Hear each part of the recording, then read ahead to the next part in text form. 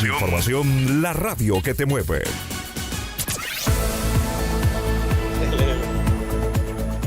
Siete con 10 de la mañana, 7:10 de la mañana, y ya tenemos a nuestro entrevistado. ¿Nos confirma, Johnny, por favor?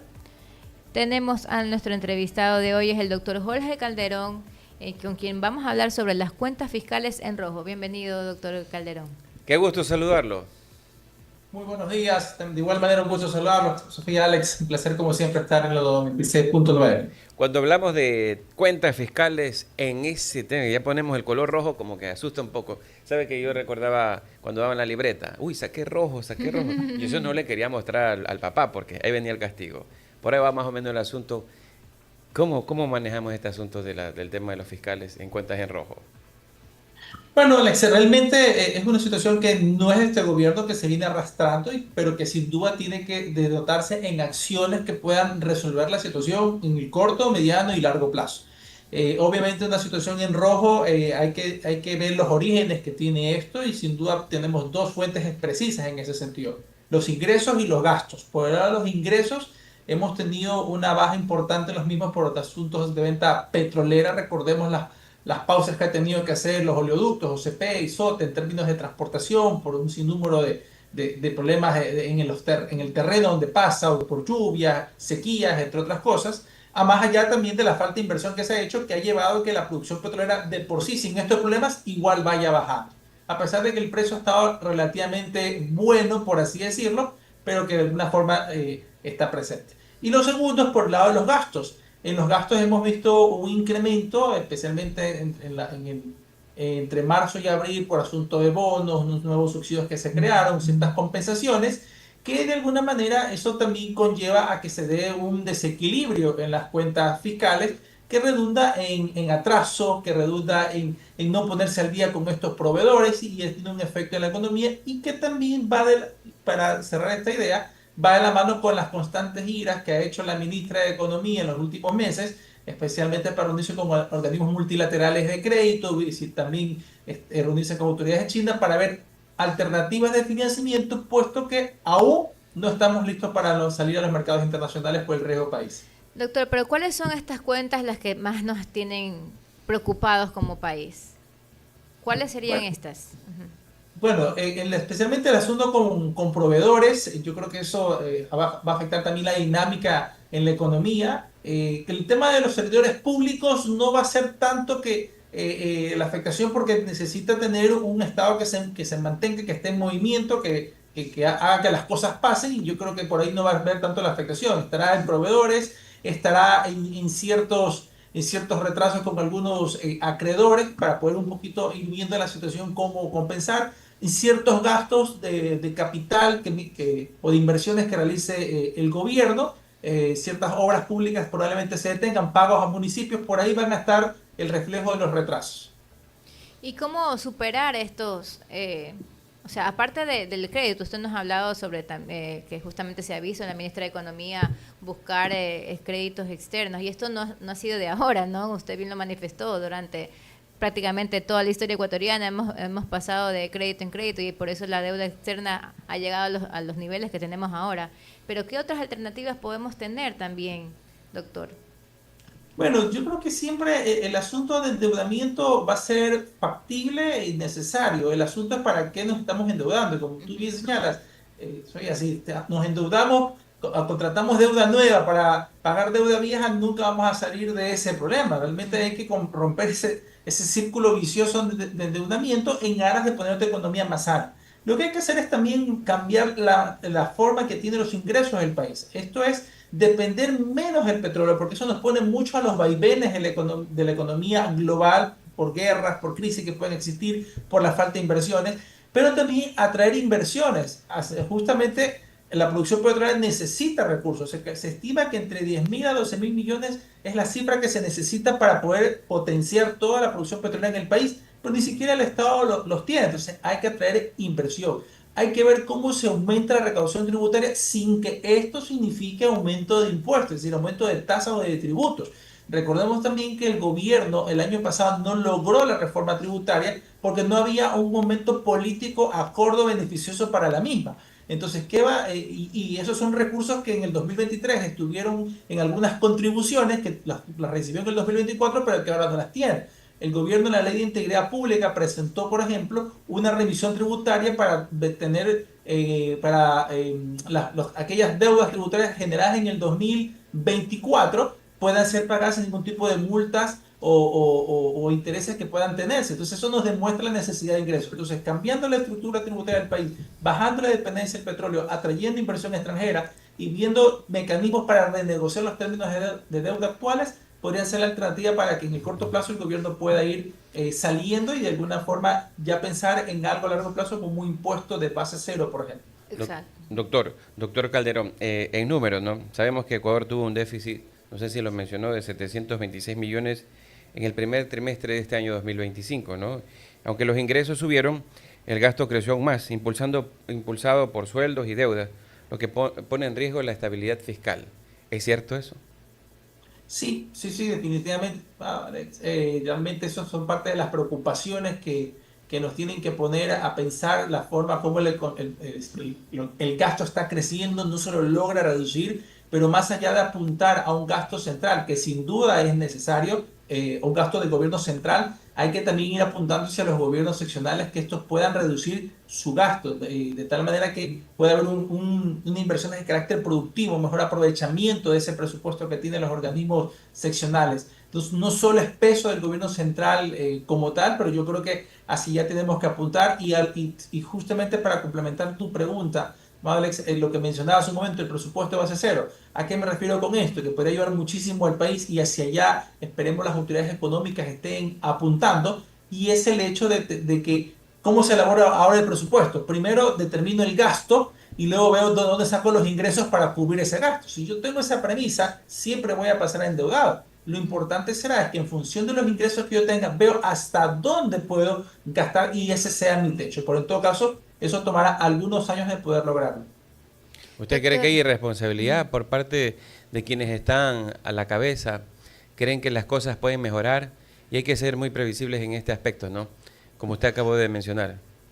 Por supuesto, siempre es importante en ese sentido que podamos estar atentos a los vaivenes que hay en el mercado. Si ya Ujú. avecinamos un precio del petróleo, no debemos ser tan optimistas con el precio como lo tenemos en el presupuesto del Estado, que está en $63 aproximadamente, e ir anticipando, buscando los ingresos adicionales, sea por términos de recaudación pero necesito una economía que se mueva, que deje de estar de cierta forma limitada por la inseguridad, que es un combate que el gobierno, por supuesto, está desarrollando y esperamos que los resultados se puedan visibilizar cada vez más para que la ciudadanía gaste más, produzca más, entre otras cosas. Pero también yo creo que el momento político que atravesamos llevó a que el gobierno, digamos, abra la llave, por así decirlo, para poder tener de cierta forma unos resultados positivos para lo que ellos esperaban. Y eso de alguna manera también ha generado un desequilibrio en las finanzas públicas. doctor, usted dijo algo muy interesante, que es que dejemos de ver al petróleo y miremos también más a la producción. Yo estoy totalmente de acuerdo en eso, pero muchos ya están viendo al gas como una alternativa, porque según algunos especialistas, en el 2050 ya no tendremos petróleo, que ya tendremos unas cantidades mínimas y que tendremos que mirar al gas en lugar de ver a la producción como usted lo ha propuesto y que me parece correcto. ¿No será que también se necesita, como complementando también su idea con el tema de los tributos, que se necesita bajarle a los tributos para que haya más producción interna y ir ya trabajando en eso? Mira, tú mencionabas algo muy importante, Sofía, el tema del gas, y a eso yo le agregaría las minas. Nosotros tenemos aproximadamente en ambos rubros, en el caso de gas, cerca de 40 años proyectado para que podamos aprovechar las reservas que tenemos de gas. En el caso de minas se estiman cerca de 35 años que tenemos para reserva. Entonces, yo creo que hay una producción importante que podríamos generar y explotar en ambos rubros, gas y minas. El petróleo, si nosotros revisamos justamente lo que pasa en el mundo avanza hacia una descarbonización, es decir, busca utilizar cada vez menos recursos fósiles y por el tema de contaminantes. Entonces, vemos una Unión Europea que avanza hacia el 2030 y 35 en tener su parque automotor completamente de carácter eléctrico. En todo caso, son aspectos que tenemos que avanzar y que incluso hasta eso yo le agregaría a la agricultura, que tenemos un importante potencial. Y yo creo que ahí el tema de minas, el tema de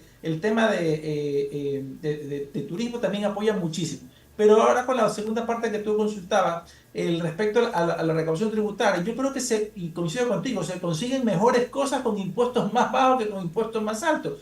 Y para muestra un botón, ¿qué pasa cuando se dan estos feriados que están por aprobados, que son 12 días al año que puede bajar la tarifa del IVA del 15 al 8%? ¿Qué pasa con la dinámica de consumo? La dinámica de consumo aumenta y por eso es que incluso el presidente ha buscado que se amplíe la cantidad de días. Es decir, porque son claros los ejemplos de que cuando hay impuestos más bajos, la gente siente dinero en su bolsillo y ¿qué es lo primero que hace? Consumir. Entonces se puede recaudar más con impuestos más bajos que teniendo impuestos o tasas impositivas más altas. Sí, obviamente por la situación económica, la coyuntura que atraviesa el gobierno, no lo veo factible que lo haga inmediatamente, pero hacia allá deberíamos estar avanzando de cara a poder garantizar que tengamos una economía mucho más sana, con mucho más movimiento económico que consuma, que es lo que de alguna manera ese dinamismo nos está haciendo falta. En qué cree usted, doctor, que estamos fallando y debemos tratarlo urgentemente para solucionar esta situación?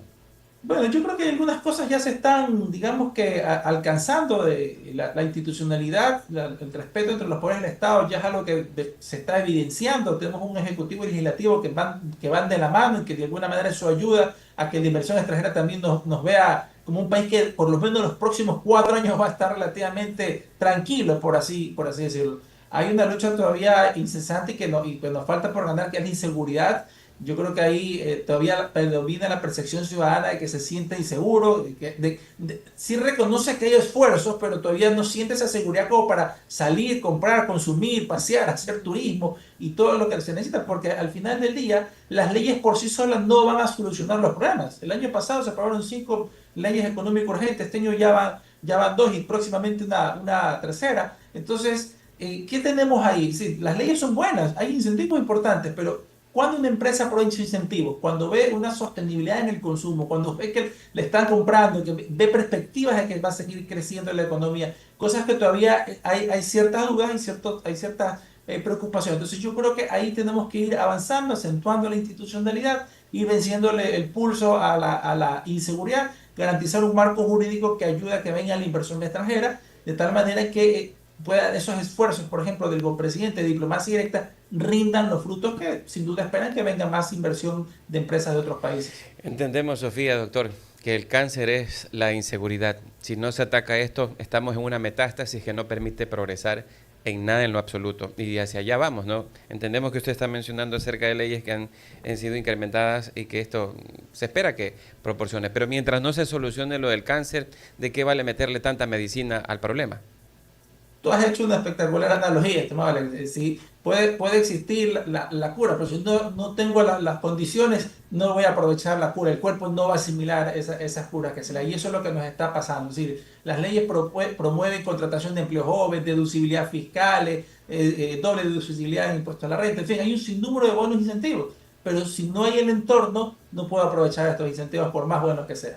Una cosa positiva, doctor, es que en los últimos días se sabe, o sea, se ha sabido que ha bajado el riesgo país. Esto podría ayudar también a una renegociación, tal vez de deuda o alguna manera de poder aprovechar esta situación lo más pronto posible, porque no hemos tenido un riesgo país bajo en esos niveles en mucho tiempo. Tú has mencionado, Sofía, realmente desde un riesgo país de 2.300 puntos que estuvo allá por el 2023, antes que se apruebe la reforma tributaria de ese momento, no se había logrado. Habíamos tenido niveles bajos hasta 907 puntos antes de la primera vuelta electoral, pero después de lo apretado que fue, se trepó a 1.300 puntos y cuando llegó el resultado de la segunda vuelta bajó a 1.200, porque ya de cierta forma se sabía quién había ganado y ahí ha ido bajando paulatinamente hasta ubicarse en 800 puntos. Ojo, sigue siendo alto, por supuesto, con respecto a otras economías de América. Solo tomando América Latina, Uruguay cerró, según Bloomberg, al 30 de junio, cerró en 86 puntos. Colombia 180, Chile 140. Entonces, ¿qué riesgo país más envidiable que tienen estos Ujú. países? Entonces, nosotros seguimos con un riesgo país de 800 puntos, que sin duda es un logro haberlo bajado desde más allá de los 1000 puntos que se encontraba, pero todavía sigue siendo alto para endeudarnos vía mercados internacionales con emisión de bonos. Pero ¿qué hay que hacer en el país? Ok, el riesgo país ha bajado por lo que decíamos hace un momento. Hay un respeto entre los poderes del Estado, están avanzando en algunas leyes, pero ya hay problemas estructurales. ¿Cuáles son? La baja, el tema petrolero, la importante petrodependencia que existe y que no lo sabemos aprovechar y que eso de alguna forma, los problemas de liquidez que justamente estamos hablando, que le ponen a los acreedores un poco nerviosos de saber si realmente esas cuentas que tiene el gobierno se van a pagar, si no van a tener ningún inconveniente de que sean canceladas. Y eso hace que el riesgo país no se baje. Es decir, son problemas estructurales que es los que hemos estado conversando.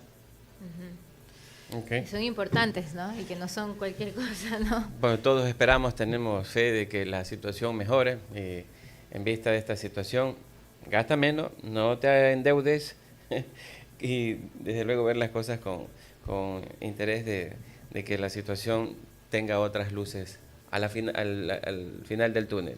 ¿Cómo lo ve usted, Sofía? Por supuesto, es lo que todos esperamos. Le Eh, agradecemos al doctor Jorge Calderón, siempre es un gusto tenerlo aquí con nosotros, para hablar de este tema importante que son las cuentas fiscales en rojo y cómo buscar una alternativa para salir de que esto. ya no sean rojo, vaya bajando a rosado, así que se vaya, ¿verdad? Y lleguen al sur en algún momento, es lo que Así esperamos todos. es. Qué gusto y muchísimas gracias, doctor. A usted, estimada Sofía, le un placer y excelente semana. Pase bien. Igualmente. Igualmente, analista político.